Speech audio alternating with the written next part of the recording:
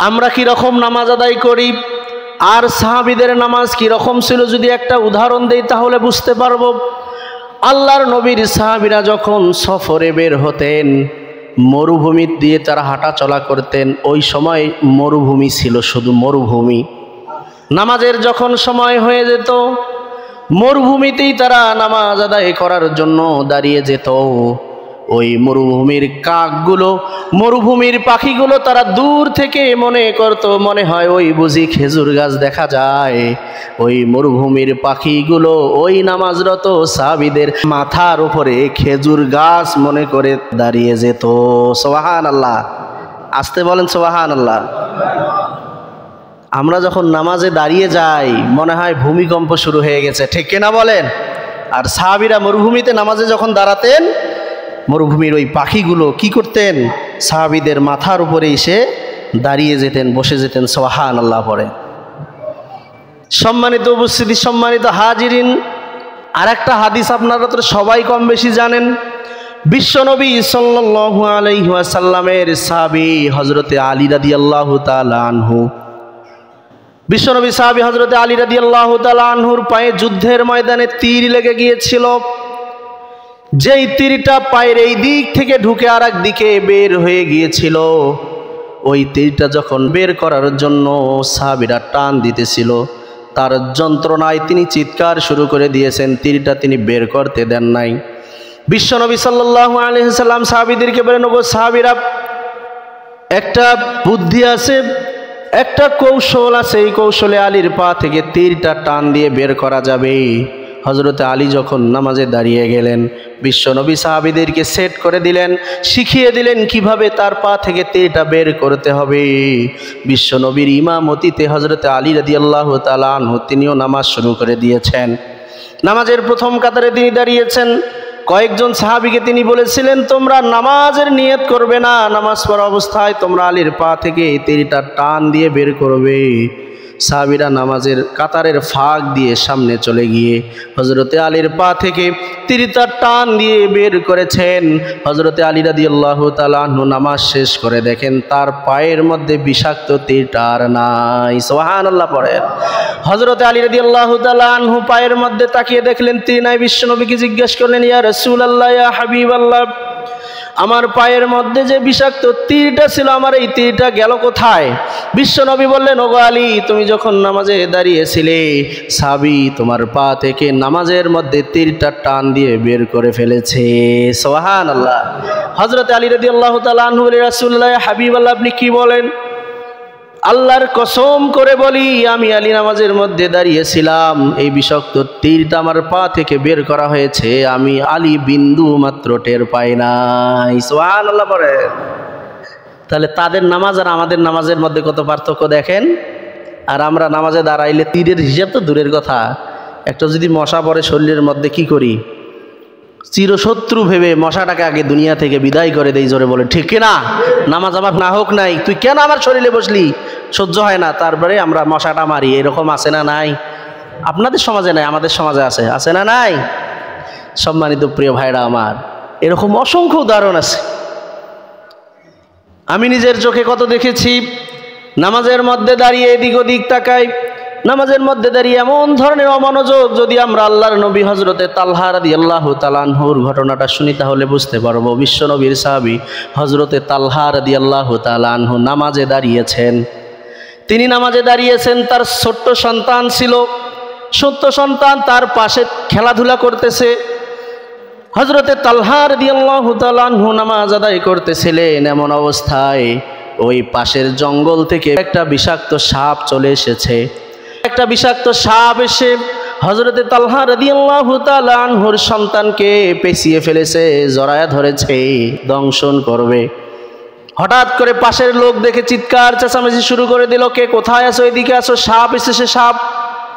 সবাই তখন বাড়ির লোকজন, আশেপাশের লোকজন দৌড়ে আসলো, সাপটাকে সেখান থেকে তাড়িয়ে দিয়ে বাচ্চাটাকে উদ্ধার করলো। আল্লাহর নবীর সাহাবী হযরতে তালহা রাদিয়াল্লাহু তাআলা আনহু নামাজ শেষ করলেন। নামাজ শেষ করে দেখলেন বাড়িতে অনেক মানুষের সমাগম। হযরতে তালহা বললেন, তোমরা কেন এই সময় বাড়ির মধ্যে ভিড় করতেছো, কি হয়েছে? হযরতে তালহাকে বললেন, ওগো তালহা, তুমি কি কিছুই টের পাও নাই?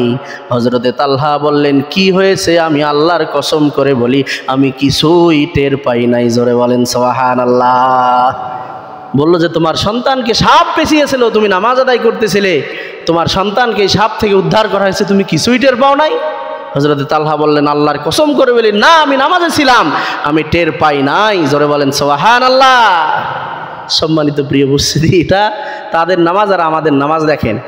সাপ তো দূরের কথা, আমাদের কোনো সন্তান যদি চিৎকার দিয়ে ওঠে, আমি কিছুদিন আগে আমি নিজে দেখেছি, তো একজন নামাজ আদায় করতেছে, তার সন্তান চিৎকার দিয়েছে, সে মনে করেছে যে কোনো একটা বড় একটা বিপদ হয়েছে, সে নামাজ ছেড়ে দিয়ে দৌড় মারছে তার সন্তানকে বাঁচানোর জন্য। সম্মানিত প্রিয় উপস্থিতি, প্রিয় হাজিরিন, নামাজ পড়তে হবে, মনোযোগ থাকতে হবে, একমাত্র আল্লাহকে সামনে রেখে আমাদেরকে মনোযোগ থাকতে হবে, দুনিয়াতে কোনো মনোযোগ থাকা যাবে না। নামাজ ভঙ্গের কিছু কারণ আছে, এখানে মাদ্রাসার তলবে এলেম যদি থাকেন, পড়েছেন নুরানি বইয়ের মধ্যে যে নামাজ ভঙ্গের আমরা 19টা কারণ পড়েছি। তার মধ্যে একটা কারণ হচ্ছে নামাজে দাঁড়িয়ে যদি দুনিয়াবি কোনো কিছু চিন্তা করা হয়, দুনিয়াবি কোনো কিছু ভাবা হয়, ওই নামাজ কি কবুল হবে? জোরে বলেন, ওই নামাজ কি হয়ে যাবে? ভেঙ্গে যাবে। আমরা দুনিয়াবি কথা ভাবতে ভাবতে এমন পর্যায়ে চলে গিয়েছি, আমি ফর এক্সাম্পল, আমি একটা উদাহরণ সব সময়ের জন্য দেই। আপনাদের বড়দারগা বাজারে একজন ব্যবসায়ী আছে, তার 4টা দোকান আছে বাজারে। কয়টা দোকান? 4টা দোকান আছে। 4টা দোকান শেষে প্রতিদিন ইশার নামাজ আদায় করার জন্য মসজিদে যায়। ইশার নামাজ কয় রাকাত? ফরজ কয় রাকাত? 4 রাকাত। তো ইমাম সাহেবের পিছনে এই ব্যক্তিটা নামাজ শুরু করে দিয়েছে। ইমাম সাহেব সালাম ফেরানোর পরে মুসল্লির উদ্দেশ্যে বলতেছে, আমার নামাজে আজকে কেন জানি সন্দেহ লাগতেছে, আমার নামাজটা 3 রাকাত হয়েছে না 4 রাকাত হয়েছে, আমি বুঝতে পারতেছি না। এরকম সন্দেহ হয় কি হয় না? জোরে বলেন।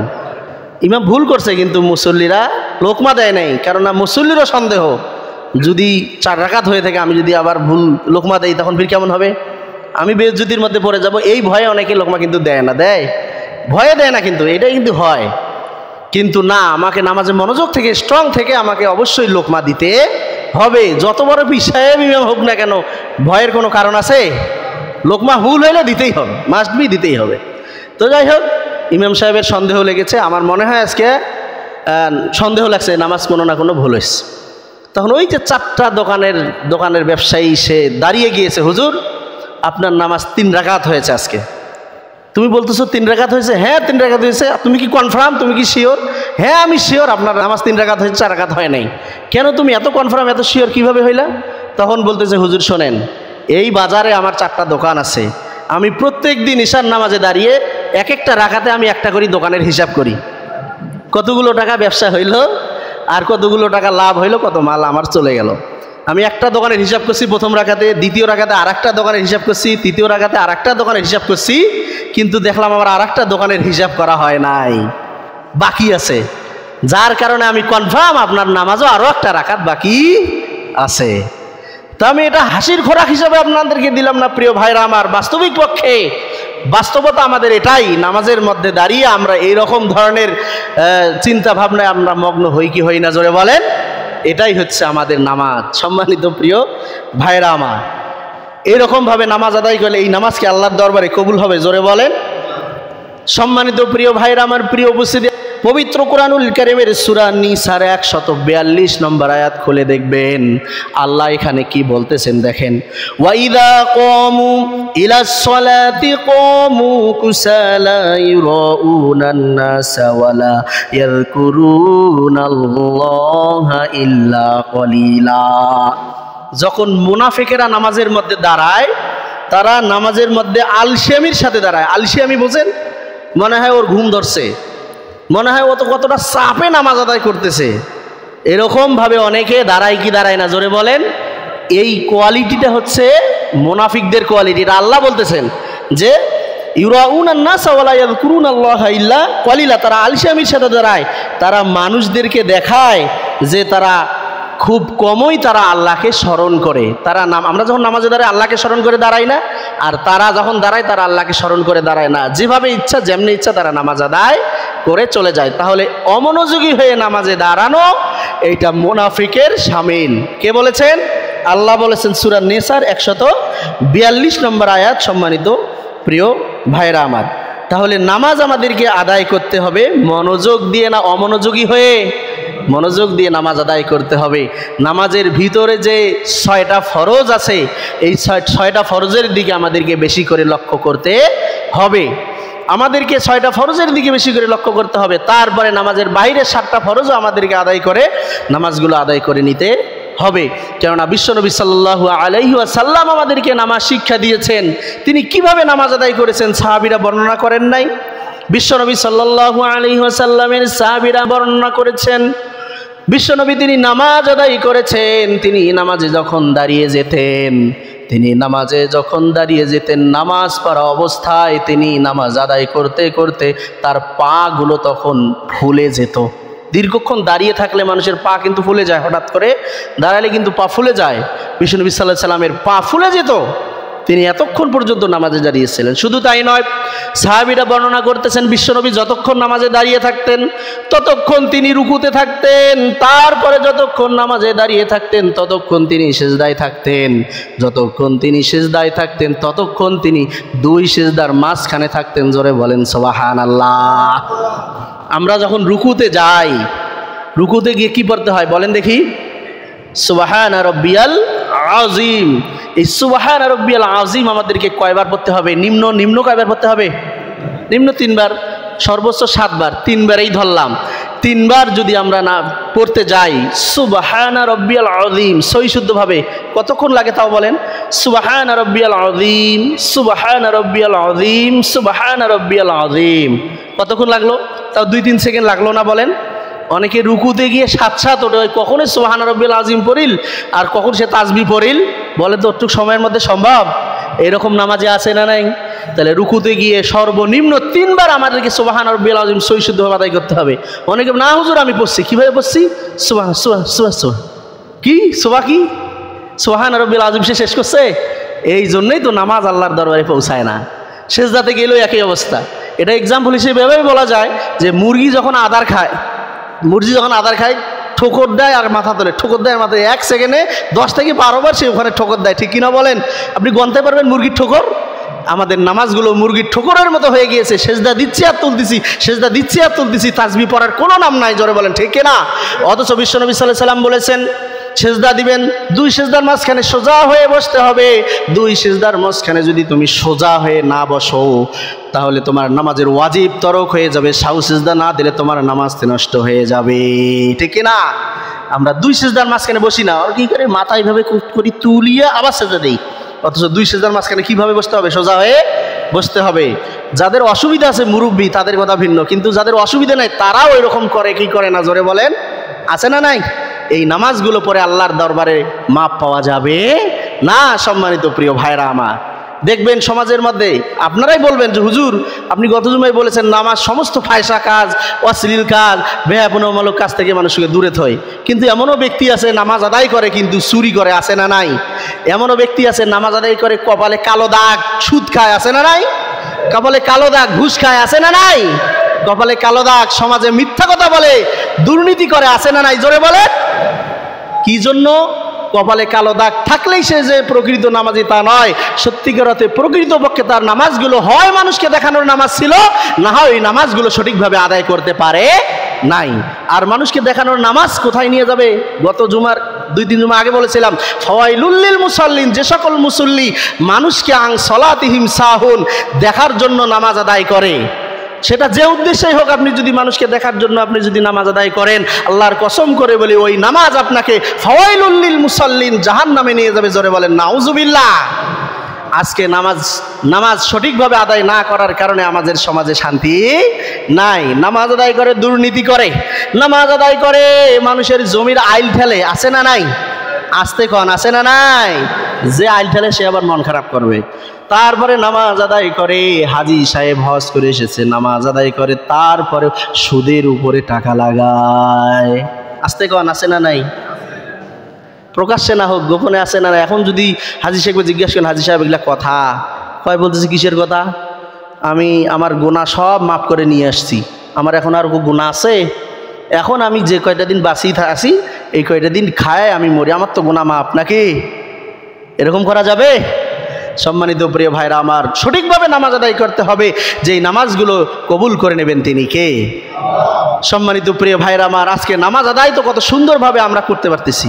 আজকে আপনি মধ্যপ্রাচ্যের দিকে একটাবার আপনি তাকান, ফিলিস্তিনের দিকে তাকান, ইহুদি খ্রিস্টানেরা যতবার যুদ্ধবিরতির চুক্তি করতেছে, বারবার তারা যুদ্ধবিরতির চুক্তি ভঙ্গন করে গাজায় হামলা করতেছে। জোরে বলেন ঠিক কিনা? তারা নামাজ তো দূরের কথা, খাবারটা ঠিক মতো আদায় করতে পারতেছে না।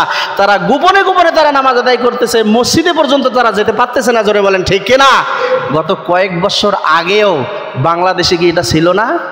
করোনার সময় কয়জন দাঁড়াবে?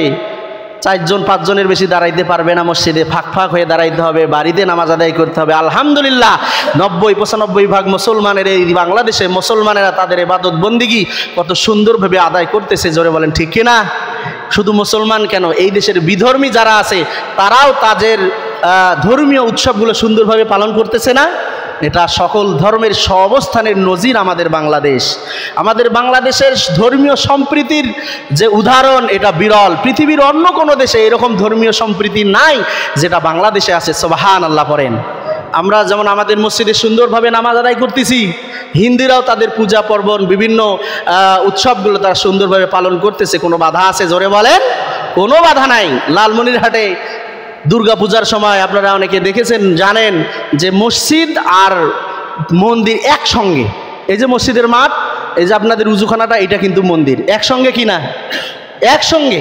যখন নামাজের আজান হয় সঙ্গে সঙ্গে পূজার বকি হয়ে যায়, ঢোল বাদ্য বন্ধ হয়ে যায়, নামাজ শেষ, তবে ধর্মীয় উৎসব শুরু। কোনো মারামারি কাটাকাটি আছে? নাই। কিন্তু দেখা যায় হিন্দুরা তাদের ধর্মীয় উৎসব সুন্দরভাবে পালন করতেছে, কিন্তু কিছু উগ্রবাদী হিন্দু আছে, যারা আমাদের বাংলাদেশের এই ধর্মীয় সম্প্রীতিটা নষ্ট করে দেওয়ার জন্য চক্রান্ত করতেছে। জোরে বলেন ঠিক না? চক্রান্ত করতেছে। বাংলাদেশের মানুষ কে শান্তিতে থাকবে? তাদের এটা সহ্য হয় না। বাংলাদেশের মানুষ কেন শান্তিতে থাকবে? এটা তাদের সহ্য হয় না। যার কারণে তারা বিভিন্নভাবে এই দেশের ধর্মীয় সম্প্রীতি নষ্ট করে দেওয়ার জন্য ষড়যন্ত্র করতেছে, চক্রান্ত করতেছে। জোরে বলেন ঠিক না? বাংলাদেশে একটা সংগঠন আছে ইসকন। ভুল বললাম নাকি? না, নামটা কইলেই তো ভয় লাগে। ভয় লাগে না?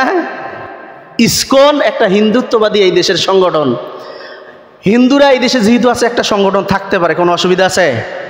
সংগঠন থাকতে পারে, তাদের ধর্মীয় নীতি সুন্দরভাবে সবকিছু পালন করবে, কোনো সমস্যা নাই। কিন্তু যারা উগ্রবাদী হয়ে ইসকনের নাম নিয়ে আমাদের দেশের সম্প্রীতি নষ্ট করবে, মুসলমানকে গুম করবে, মুসলমানের ওপর অত্যাচার করবে, ধর্মীয় সম্প্রীতি নষ্ট করে দেওয়ার জন্য দাঙ্গা হাঙ্গামা সৃষ্টি করবে, ধর্মীয় অনুভূতিতে আঘাত হানবে, তাদের সঙ্গে আমাদের কোনো আপোষ আছে? জোরে বলেন। আমরা সমস্ত হিন্দুদেরকে আমরা দোষ দেই না। আমাদের দেশের হিন্দুরা এবং মুসলমানরা বসবাস করতেছে না? কোনো মারামারি কাটাকাটি ঝগড়া আছে? অসংখ্য হিন্দুদের সাক্ষাৎকার অনেকেই নিয়েছে যে তারা বলতেছে আমরা সবাই সুন্দরভাবে আছি, কিন্তু যাদের শরীর চুলকায় সব সময়, যতই অ্যালার্জির ট্যাবলেট দেখ তারপরেও তার চুলকানি বন্ধ হয় না, এরকম মানুষ আছে না নাই? শরীর চুলকায়, তারাই এই ধর্মীয় দাঙ্গা হাঙ্গামাগুলো সৃষ্টি করে দিয়ে আমাদের দেশের ধর্মীয় সম্প্রীতিটাকে নষ্ট করে দেওয়ার ষড়যন্ত্র করতেছে। জোরে বলেন ঠিক কিনা? তোমার পূজা তুমি ঠিক মতো আদায় করো, আমার কোনো আপত্তি নাই। তোমার পূজা, তোমার ধর্মীয় উৎসব তুমি ঠিক মতো পালন করো, আমার কোনো আপত্তি নাই। কেননা আল্লাহ রাব্বুল আলামিনই বলেছেন লাকুম দীনুকুম ওয়ালিয়া দিন, আমার দিন আমার কাছে, তোমার ধর্ম তোমার কাছে, আমার ধর্ম আমার কাছে। এখানে কোনো মারামারি কাটাকাটি আছে? জোরে বলেন নাই। কিন্তু তুমি শান্তি মতো আসো, কিন্তু তুমি আমার ধর্ম পালনে অশান্তি তৈরি করে দেবে, এইটা আমি কখনো বরদাস্ত করতে পারবো না, মেনে নিতে পারবো না। আমাদের হিন্দুদের বিরুদ্ধে কোনো অবস্থান নাই, কিন্তু উগ্রবাদী যারা, তাদের বিরুদ্ধে আমাদের অবস্থান, তাদেরকেই অবশ্যই আমরা শাস্তি চাই এবং আইনের আওতায় চাই। জোরে বলেন ঠিক কিনা? কেননা আমাদের দেশ 95% মুসলমানের দেশ, এই দেশের মানুষ শান্তিপ্রিয় মানুষ। জোরে বলেন ঠিক কিনা? যেইভাবে চললে আমাদের দেশে শান্তি প্রতিষ্ঠিত হবে, সেই কাজ করার জন্য আজকে আমাদের বাংলাদেশের মানুষ চেষ্টা করতেছে না? জোরে বলেন। এই দেশে শান্তি প্রতিষ্ঠিত কি করলে শান্তি প্রতিষ্ঠিত হবে, সেইটা করার জন্য বাংলাদেশের আনাচে কানাচে হাজার হাজার মানুষ দৌড়দৌড়ি করতেছে, চেষ্টা করতেছে এই দেশে কিভাবে শান্তি প্রতিষ্ঠিত হবে। কিন্তু তুমি মিয়া দুই একজন টুটকা ফুটকা এসে আমাদের দেশের অশান্তি তৈরি করে দেবে, এইটা তো আমি কখনো মেনে নিতে পারি না। পারি? আমরা দাঙ্গা হাঙ্গামা চাই না, আমরা এটাই চাই আমাদের দেশে যেন আমরা সমানভাবে সুখে শান্তিতে আমরা বসবাস করতে পারি। কিন্তু ইসকনের নাম নিয়ে কেউ যদি অশান্তি তৈরি করে আমরা এটা মেনে নিতে পারি না। সম্মানিত প্রিয় ভাইরা আমরা কি মেনে নিতে পারি? আমার সঙ্গে আপনারা একমত না দ্বিমত? জোরে বলেন একমত না দ্বিমত? আমরা মেনে নিতে পারি না। আমরা এই সোনালী মসজিদ থেকে আজকে প্রতিবাদ করতেছি, যারা ধর্মীয় সম্প্রীতি নষ্ট করার জন্য এই দেশে ষড়যন্ত্র করতেছে আমরা অবশ্যই তাদের শাস্তি চাই। জোরে বলেন ঠিক কিনা? আরো জোরে বলেন ঠিক কিনা? আল্লাহ রাব্বুল আলামিন যেন আমাদের এই দেশের স্বাধীনতা সম্প্রীতিটাকে যেন আল্লাহ তাআলা বজায় রাখার তৌফিক দান করুক। জোরে বলেন আল্লাহুম্মা আমিন। আরো জোরে বলি আল্লাহুম্মা আমিন। ওয়া আখিরু দাওয়ানা আলহামদুলিল্লাহি রাব্বিল আলামিন। আসসালামু